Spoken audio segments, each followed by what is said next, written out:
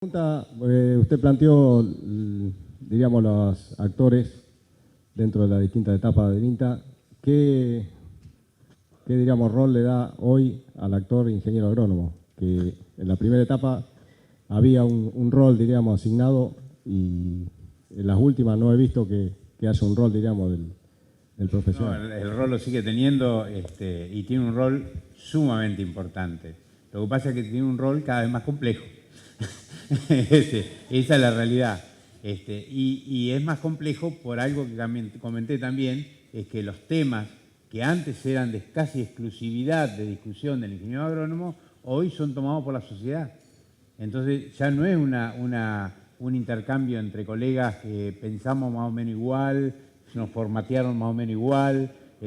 Tenemos gente que tiene otras lógicas en la cabeza y tiene otros intereses. Y entonces la única forma de poder ser útil a la sociedad es entrar a dialogar con esas lógicas. Dialogar, ¿no? Dialogar, o sea, tratar de entender por qué el otro me dice lo que me dice, y tratar de entender también por qué yo tomo la decisión que tomo o por qué a quiénes afecto cuando tomo determinadas decisiones.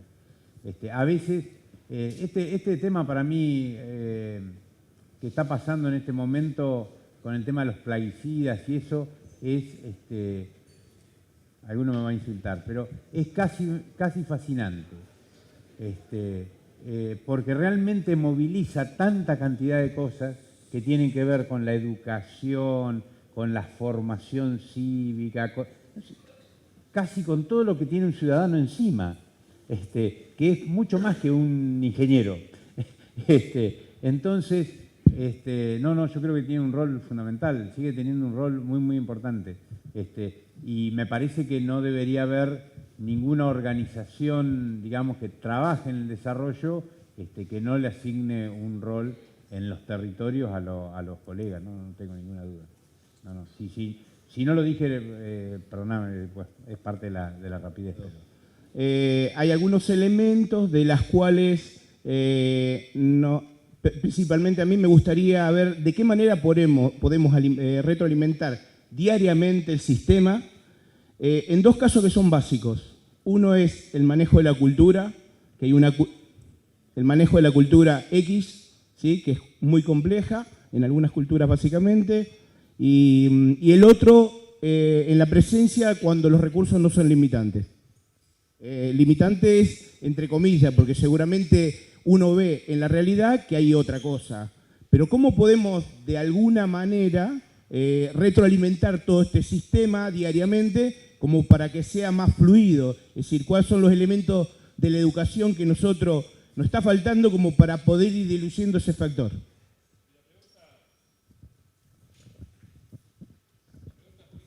Me parece muy, muy oportuna. El primer tema es la diversidad cultural. El ingeniero habló de lógicas y yo estoy de acuerdo. En ciertas culturas prevalecen ciertas lógicas sobre otras. Pero la planetarización, que es la revelación de la relación entre el humano y el planeta, no la Tierra, el planeta visto desde el satélite, revela que somos una diversidad extraordinaria de culturas, pero en un pañuelo, como me decía mi mamá, Raulito, el mundo es un pañuelo, ¿no? Es decir, acá el gran problema que tenemos es cómo, si nosotros eliminamos diversidad, eliminamos mundos posibles y no sabemos lo que estamos perdiendo y la costa estamos perdiendo. Cada cultura es un proyecto humano y es una riqueza hoy, y siempre lo fue, pero hoy más que nunca. Pero debemos vivir juntos en un pequeño planeta. Por lo tanto, hay que construir una civilización de la diversidad, que este es el gran desafío político. Y no estoy hablando algo lejano a ustedes. Es decir, el impacto global en lo local es extraordinario. Es decir, el impacto de la sociedad global sobre lo local es un índice de inestabilidad tremendo. Hay una cultura global que se está gestando, pero que incluye la diversidad o la puede destruir. Este es el riesgo de hoy. Sí. Para ISIS es claro que hay que construir una cultura global. ¿Sabe lo que es ISIS? ¿No? La internacional yaquista, la musulmana, sabe, es decir, no discute que hay que construir cultura global, pero todos iguales y todos musulmanes. O sea, es la erradicación de la diversidad cultural, la diversidad de pensamiento religiosa, la diversidad de sistema.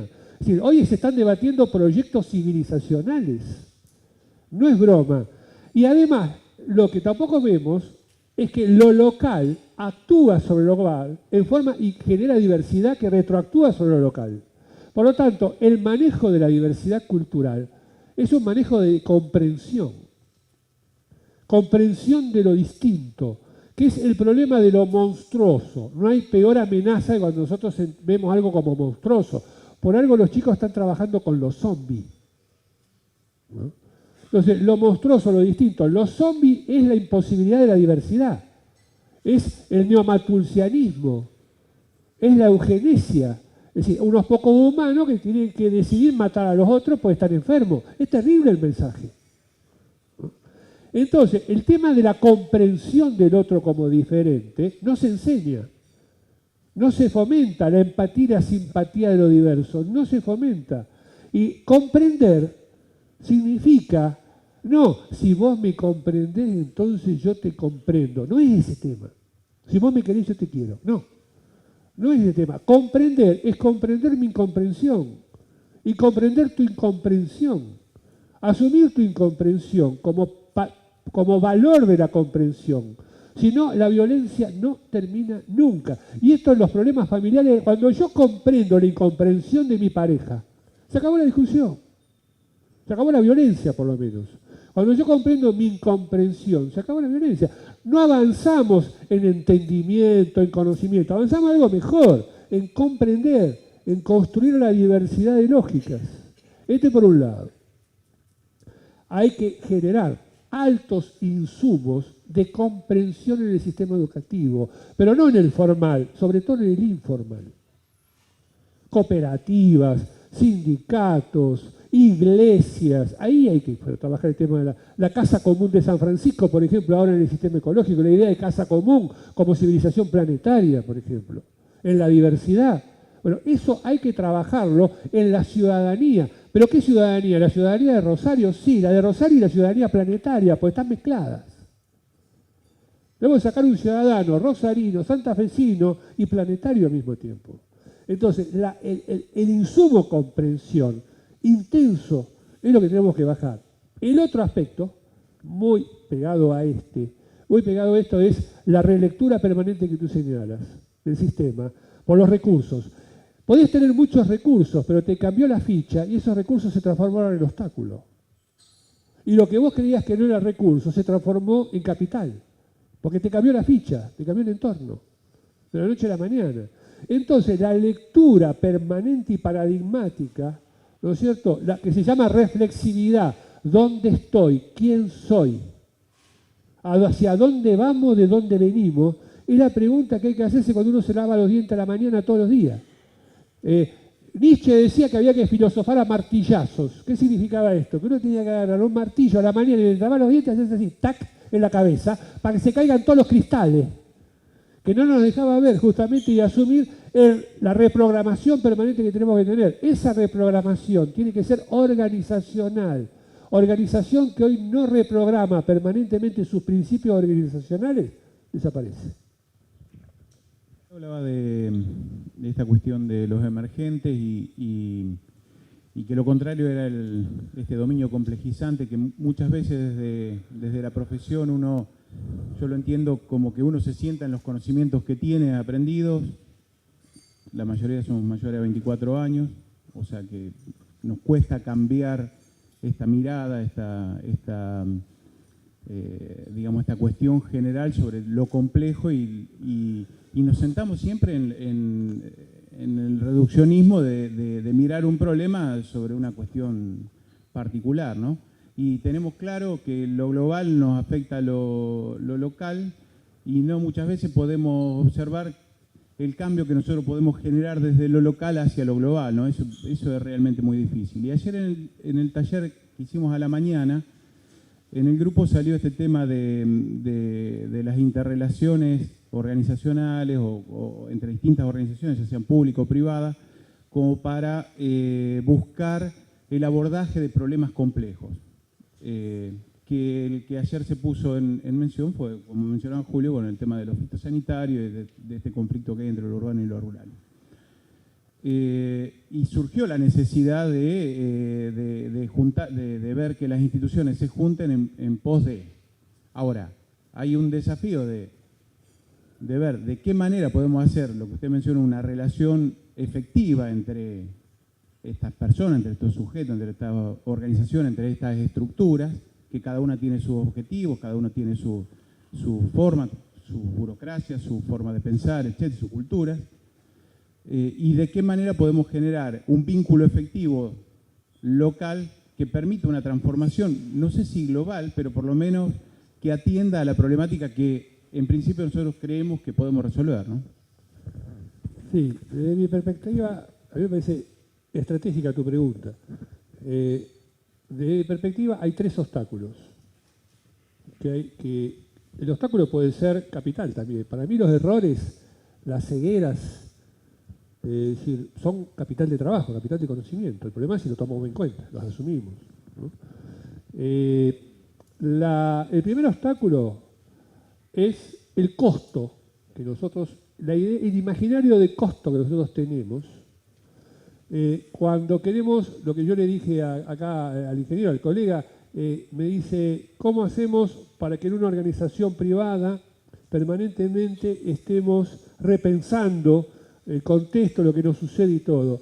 Todavía, por la cultura que tenemos eficientista, ¿no es cierto?, creemos, como es tan intangible el repensar y reflexionar, uno visto de una cultura muy eficientista, podríamos decir que esta reunión de acá, donde todos debatimos, estamos reunidos tomando mate, estamos perdiendo el tiempo, porque no estamos yendo a los programas establecidos, ¿no? Es decir, hay que asumir que en una cultura compleja, los espacios de ocio creativo y reflexivo, como en Google, por ejemplo, ¿no?, son insumos institucionales, organizacionales fundamentales. Crear las condiciones de reflexividad, de verse trabajar permanentemente en forma colectiva y personal. Y por eso el énfasis de las nuevas competencias de aprender a trabajar con extraños. Con un problema muy serio, que es que eso se cree que se puede hacer a través de redes. Y confunden la estructura informática con una red, y en realidad no es una red, es un enjambre que es distinto. ¿No? Una cosa es operar en red y otra cosa es operar en enjambre. Cuidado con eso. Entonces, yo cuando hablo es cómo una organización aprende el insumo reflexividad, el insumo hablemos de nosotros, hablemos de nuestro cuidado, hablemos de cómo lo vivimos y cómo lo pensamos y lo sentimos, que parece que estuviera alejado del trabajo cotidiano programado del objeto de esa organización. Y justamente debe ser eso. Porque si no, no cambio la mirada. Estoy contaminado con el espejo. Es tóxico.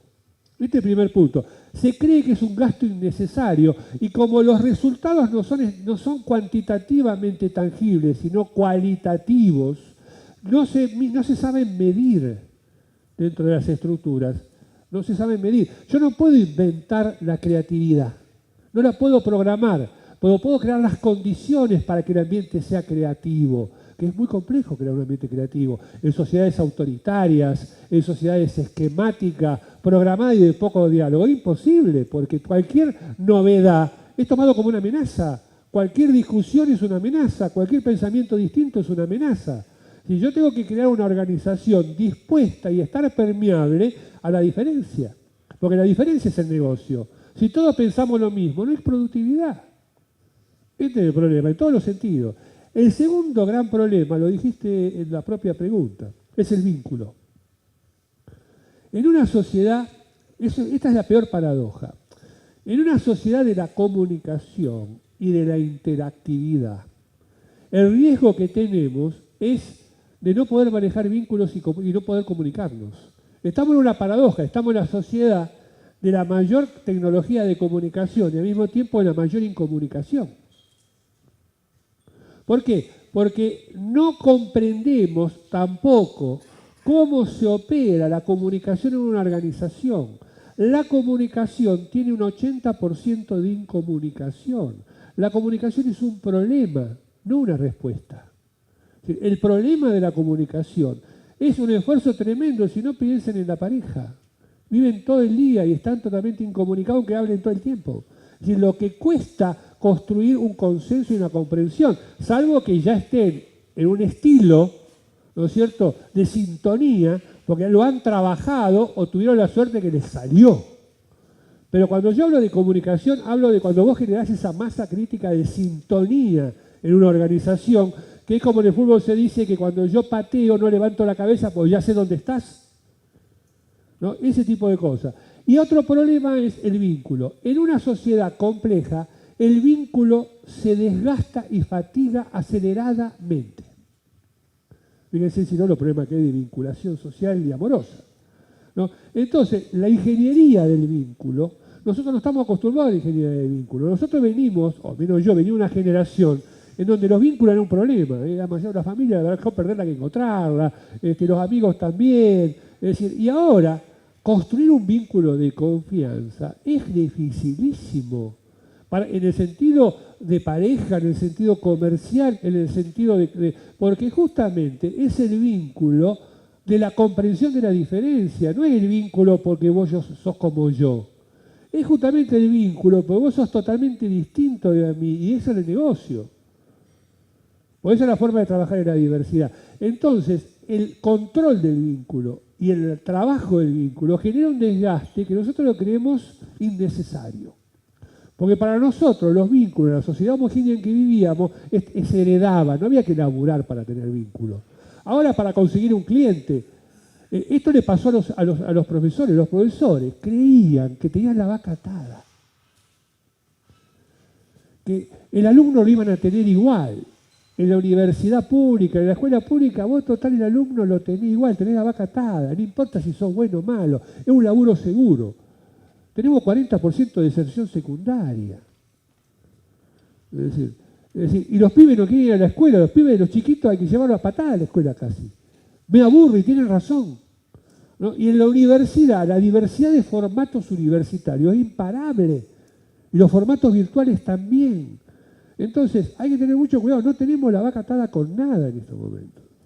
Ni con los fundamentos, ni con los criterios, ni con los vínculos. El trabajo del vínculo. Estoy hablando de 3 esfuerzos que para nosotros, culturalmente, nos parece intangible. Vínculo, insumo de comprensión y reflexión, ¿no es cierto? Y trabajo de articulación permanente. Estamos acostumbrados a trabajar solos.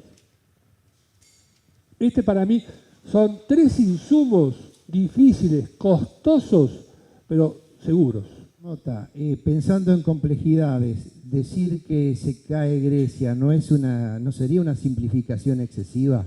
Puede ser. Pido disculpas porque es un tema casi marginal de su charla. No, me parece interesante. Yo lo dije provocativamente. Yo lo dije para provocar, justamente, y me alegro que usted haya tomado el guante. Porque también dije otra cosa. Dije que la caída de Grecia significaría la caída del lugar donde se originó Europa. Y esto es una nota de atención para toda Europa, no para Grecia. El problema es que hay que preguntarle a los alemanes si se sienten europeos. Y la historia nos está diciendo, la historia geopolítica nos está diciendo que los alemanes nunca se sintieron muy europeos, a juzgar por la historia del siglo XX. Y si la industria alemana apuesta a China y le suelta la mano a Europa, estamos repitiendo la historia, Entonces, ahí el problema no es que Grecia se caiga, es lo que significa la ceguera que hay en torno a esto que está pasando en Grecia, a lo que está pasando en Ucrania, a lo que está pasando en las aguas del Mediterráneo, a lo que está pasando en los barrios de la periferia de Buenos Aires y de Rosario. Es la misma ceguera en el fondo. Antes se llamaba estulticia. Hablando con el rector de la Universidad de Rosario, yo soy profesor de la Universidad de Rosario, que es un humanista, estábamos hablando de la estulticia, una palabra muy antigua de los humanistas. Y nos acordábamos de Salustio, en donde se decía, la estulticia es lo siguiente: teniendo los mayores recursos para las mínimas soluciones del problema, se ha decidido no hacer nada, porque puede ser muy costoso, porque no nos gusta, porque no nos convence. Eso es estulticia, o sea, nequio, la necedad colectiva. Si es así, estamos en un problema de estulticia global hoy. Esto es lo que yo les puedo decir, ya que me provocó también. Bien. Bueno, muchas gracias. Les agradecemos a los dos disertantes por la exposición entonces y vamos a tomar un café.